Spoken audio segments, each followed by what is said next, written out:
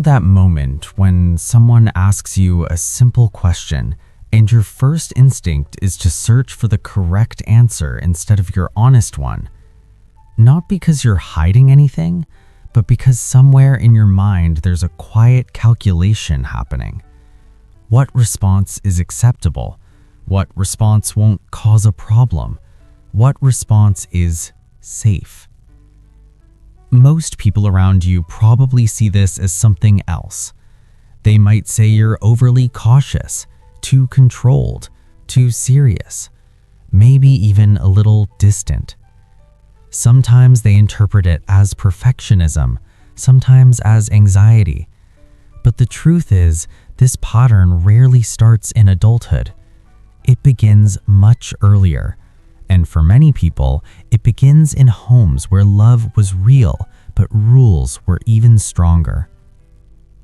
Growing up with strict parenting shapes the mind in ways people rarely talk about correctly.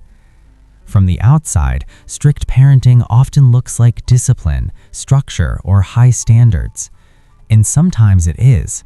But inside a child's nervous system, something more complicated is happening. A child in a highly controlled environment learns very early that behavior has consequences, not just obvious ones like punishment or disapproval, but subtle ones too. Tone changes, silences, disappointment. Over time, the brain becomes extremely good at detecting those signals.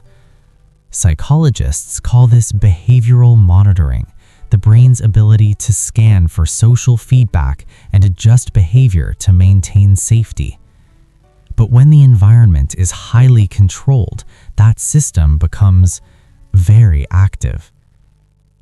Studies in developmental psychology show that children raised under strict or highly authoritarian parenting styles often develop heightened activity in areas of the brain responsible for error detection and threat monitoring. In simple terms, the brain becomes very good at noticing when something might go wrong. That's why many adults who grew up with strict parents don't just make decisions, they rehearse them. They simulate conversations before they happen. They replay things they said hours later. Not because they want to, but because their nervous system learned that small mistakes could carry weight. For a child, adapting to that environment is actually very intelligent. Children depend completely on the adults around them, so their brain develops strategies to maintain stability. Predict the parent's mood. Avoid actions that might trigger conflict. Stay within the boundaries. What looks like obedience on the outside is often a deeper internal process, learning how to regulate behavior in response to authority. Over time, this becomes automatic. The brain wires itself around anticipation. Many people carry that pattern into adulthood without realizing it. They become the person who double-checks everything, who feels responsible for keeping things stable, who instinctively avoids causing problems. And society has many names for that: responsible, mature, reliable. But sometimes there's another side that people don't see, a quiet tension between freedom and caution. Because when a child grows up in a strict environment, their nervous system learns something subtle. Safety often comes from staying within invisible lines. Those lines don't always disappear when childhood ends. They simply become internal. You might notice it in small moments, when you hesitate before expressing an opinion, when breaking a rule, even a harmless one, feels strangely uncomfortable, when authority figures still trigger a feeling that's difficult to explain. Your rational mind knows you're an adult, but another part of the brain remembers a different reality. Neuroscientists sometimes refer to this as implicit learning. The nervous system absorbs patterns long before we're consciously aware of them, and those patterns can stay embedded even after the original environment is gone. None of this means strict parenting automatically leads to negative outcomes. In fact, many people raised in structured homes develop remarkable strengths. They often have strong self-discipline, a deep sense of responsibility, the ability to delay gratification.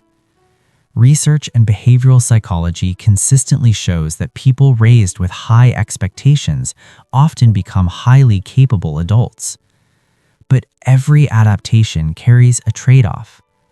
The same brain that learned to anticipate mistakes may also struggle to relax around uncertainty. The same awareness that prevents problems may also create pressure to perform correctly.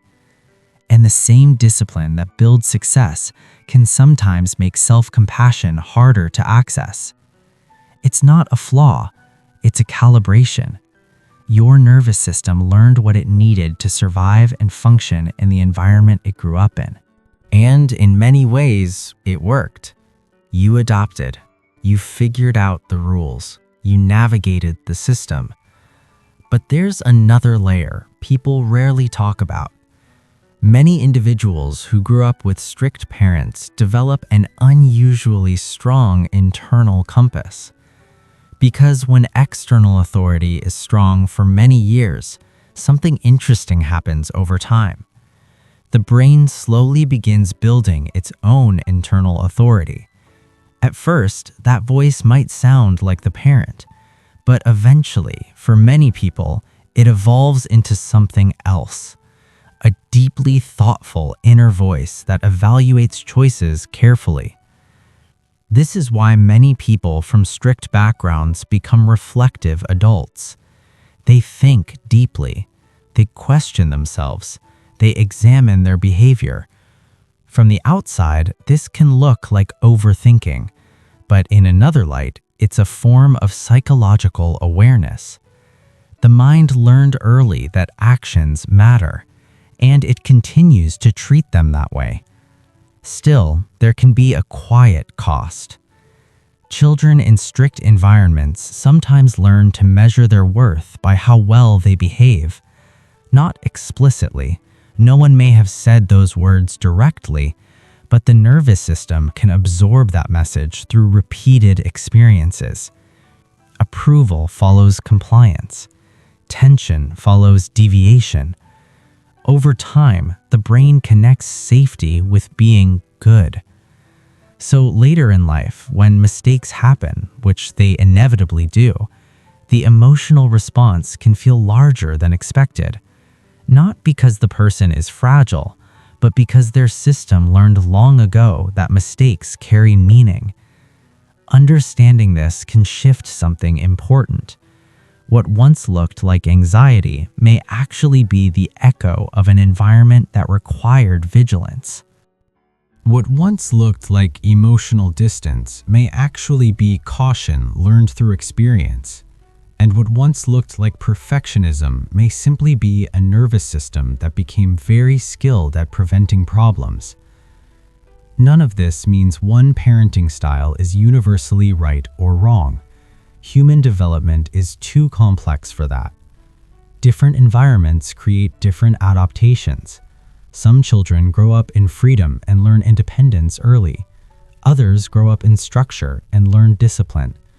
Both paths shape the mind in powerful ways. Neither is inherently better, just different. And if you recognize yourself in these patterns, it doesn't mean something in you needs fixing. It means your mind learned how to navigate the world it was given. The careful thinking, the awareness of consequences, the instinct to consider how your actions affect others. Those are not weaknesses. They're the result of a brain that learned to pay attention. And sometimes the most important realization is simply this. The patterns that once helped you stay safe don't have to disappear. They can just become softer, more flexible, more chosen, because the environment that shaped them isn't the one you're living in anymore. And if this reflection feels familiar, if parts of it feel like someone quietly described experiences you've never fully put into words, there are many other patterns like this, hidden ways childhood environments shape the way adults think, feel, and move through the world. Once you start noticing them, you begin to see yourself a little more clearly, and often with a little more understanding than before.